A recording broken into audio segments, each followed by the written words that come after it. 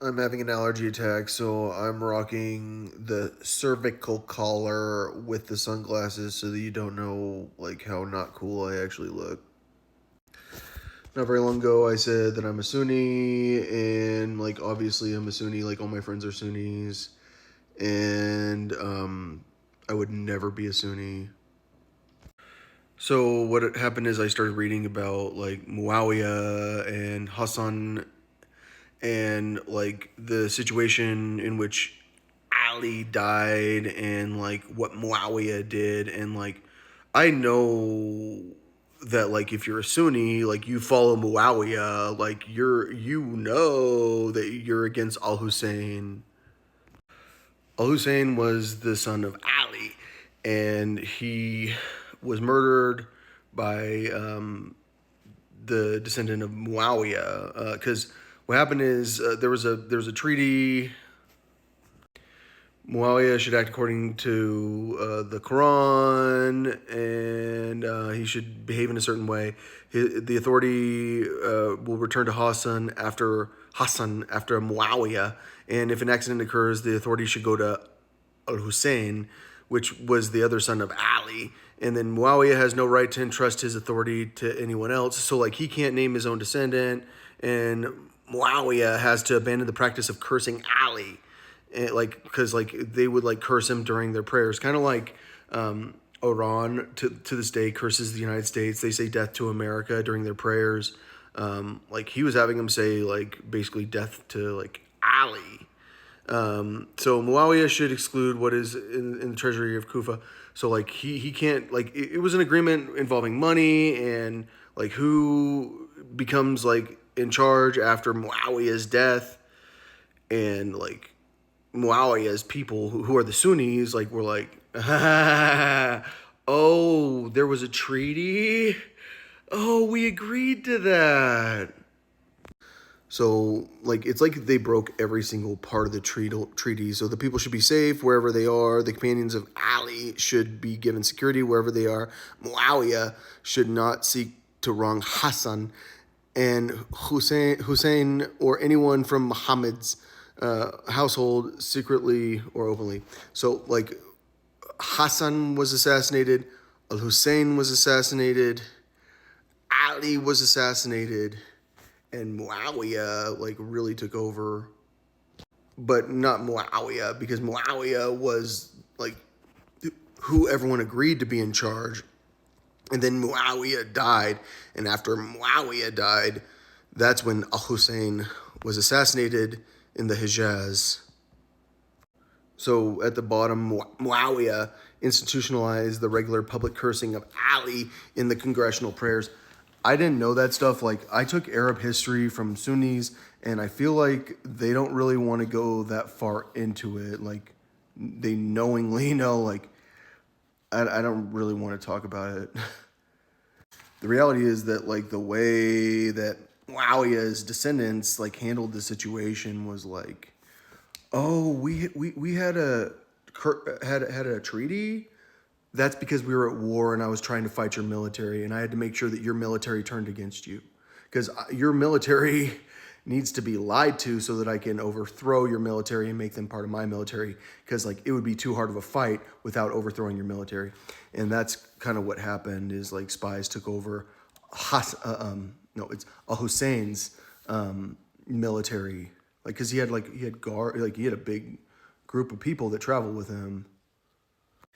So when we've looked at Surah 2 al-Baqarah, and we're talking about like Iblis, like which is Satan, like refusing to bow down to man, and we're like thinking about the situation in which this is being written, where there's Ali who's writing the Quran, and Ali got murdered by like Muawiyah's like family also, like just in case anybody was wondering.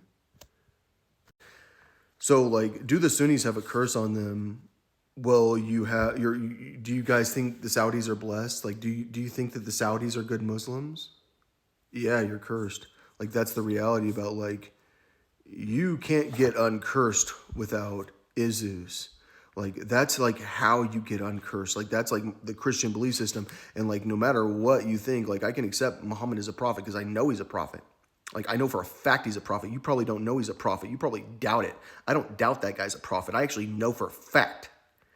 But, like, I forgot what I was saying. What I'm trying to say is, like, Ali clearly is, like, writing the Quran, and then there's Muhammad who's speaking it, and then there's we, who I guess they would call them angels or eudaimonia. They're good demons, because does Muhammad have a demon? No. Like, Muhammad is, like, he's got the Holy Spirit, but he's also got himself. Like, he's in there, and that's why, like, talk about Iblis and say, like, he's the one that refused to bow down to humans, and Ali's writing it, and what does Ali think? I know who I am. I'm Iblis. Like, because, like, if I was writing it, what would I think? That's me. Like, I know who I am. I'm the enemy of the Jewish people. Like, I'm a clone of Satan. That's why we have the horns. Here's a statue of Moses. Like, I'm Moses. Like, but, like, that's Zeus. That's Satan. Like, that's all the same person. Like, that's Isus. So Ali is in there writing this thing, and he's saying, like, yeah, all the angels want to just bow down to the humans. Like, I don't think Satan's that way. Because he's in a situation where, like, he might need to bow down to some people. He's the one that, like, ends up getting murdered. Because he won't but bow down to the false believers that wanted to take over Islam. These people are the most arrogant people in the world. Like, you want to talk about arrogance? Go talk to a freaking hardcore Muslim, like an imam from Saudi Arabia, or go talk to a guy that's from Al-Azhar, and, like, they'll tell you, you're prideful, you're prideful, you're prideful, you need to follow Allah, you're prideful, you're prideful, you have a brain that thinks you're prideful. Then if you have a brain that thinks you're prideful, you should probably just follow the Quran. I've heard the same pride shit from like the rabbis, the masters, slave masters who took over Origen's writings. You're prideful. You're prideful. Like, Paul had pride. Paulos had pride, and that's why he needed a slap from Satan to stop him from getting too powerful. God will make sure you figure out what it means to not be prideful through me, because I'm in charge of the religious authority. I'm who decides that this is what the Quran says. It doesn't say وَكَنْ مِنَ الْكَافِرِينَ. Like, Satan was from the sinner land, like the world of sinners, the country where the sinners are. كَمِنَ الْكَافِرِينَ. No, he's not. Like, what it says is he refused and was he was one of the disbelievers. Hud? No, wahad. Like, no. But it might say he was from the disbelievers. But I think it's from al-Kafarina, which is, like, where the sinners are from, because Origen always talks about, like, and he, like, literally defines, like, sinners are people that are not from here. He, like, kind of says sinners are the black people. But Ali is writing this, and he goes, he's from the Kamen al-Kafarina? Like, yeah, and he's the one that doesn't bow down to them. So, like, Ali decides not to bow down.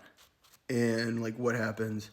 He gets murdered, and Hassan is smart, and he makes sure he does an agreement with Muawiyah to prevent war, to prevent a civil war. And, like, it works until Muawiyah dies, and everyone goes, this is the state of nature. We don't do real treaties. Like, treaties are, like we don't actually have laws. Like, did you not know that I can lie when I make a legal document? And I feel like that's probably been a stain on Islam, like, always. Like, if I'm a student of Islam, I'd go, those people will lie to you like that.